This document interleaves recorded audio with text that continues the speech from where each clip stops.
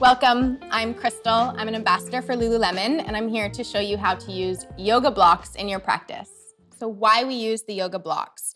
The blocks are to give you more accessibility in your body. So whether you're working with tight hamstrings or your hips or even injury, the block's purpose is to lift the ground up to you and give you more accessibility and safety in your body so you can enjoy your yoga practice.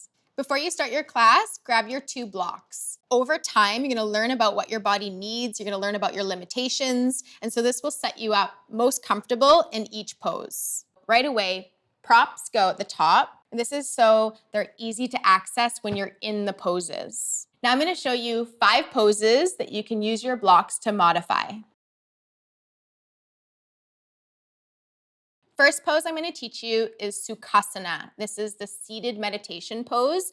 Often it's cross-legged, and if your knees are above your hips, then you want to sit on your yoga block. So in the lowest setting,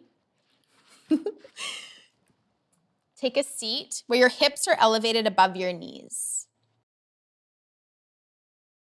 The second yoga pose I'm going to teach you is Balasana. And Balasana is the child's pose. It's a very common pose that we practice in. It's a place to reconnect with your breath or just take a time out. This pose is knees wide, big toes touching, and your arms are reached out in front of you.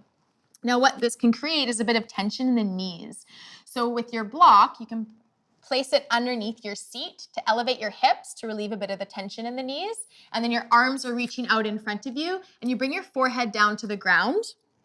Now, if that is too much for the shoulders or the chest, you can place a block underneath your forehead to give you a little bit more lift.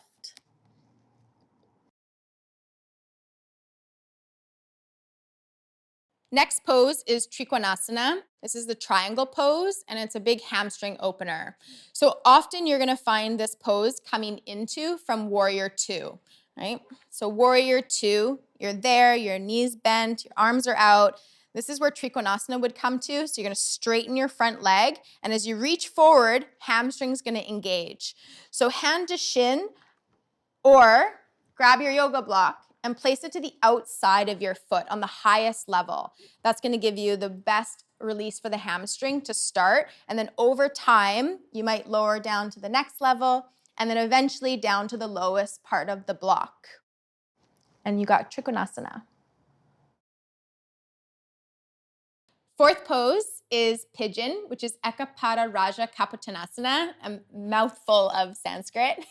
And this pose is often taught through downward facing dog. So you're gonna plant your hands, get your hips high. The leg will lift up and you're gonna settle your left knee behind your wrist, bringing down both of your knees and your shins. Now, because this can bring a lot of pressure into the left knee and of course the tightness in the hips, the yoga block can be placed underneath your hip and you can lean into it a little bit.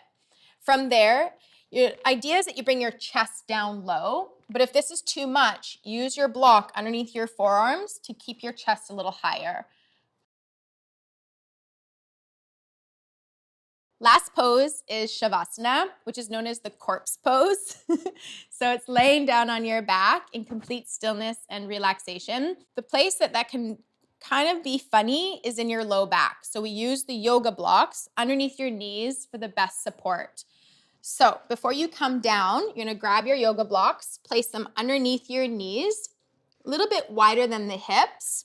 The legs are out. Make your way all the way down onto your back. Arms are open, so you can lie comfortable and still for the time that you have here. Thank you for joining me. And before I go, please remember that yoga isn't about flexibility of your body. It's ultimately about flexibility of your mind. So often we can feel intimidated going into a classroom and the students are super flexible, but remember that you can leave ego at the door, use your yoga blocks, support yourself as much as you need to for what your body needs so that you can have an amazing experience of your practice. Nailed it, right there. Cut.